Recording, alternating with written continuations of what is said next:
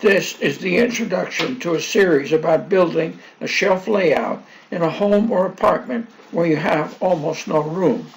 If you don't have room, this video series will really be helpful.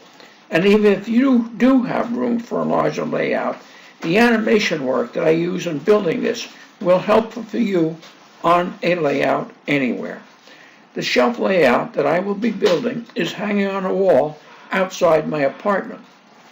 The shelves are above the inventory storage for products that we sell in our shop, Home and Hobby, for which you can get a discount coupon as a subscriber to the channel. Information about that is below.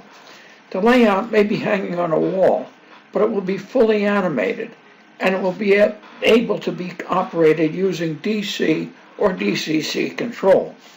I'll show you how to make level crossings, block detection, signal lights, crossing gates, water columns, buildings, and much more as we go on. So do be sure to subscribe and ring the bell to be notified when I post new installments. The modules will be set up so that I can put them on temporary stands inside my apartment and operate a rather large layout.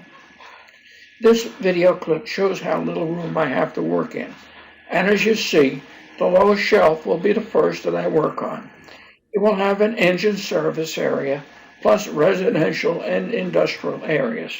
It is broken into two sections so that I can remove them from the wall and work on each independently. This image shows how the first two modules will be laid out. So I hope you subscribe to our channel and watch the series. I would appreciate it if you left a comment and give the video a like. It helps me keep going with YouTube. And do go below to get your discount coupon for the Home and Hobby Shop. Thank you for watching. Take care and have a good life.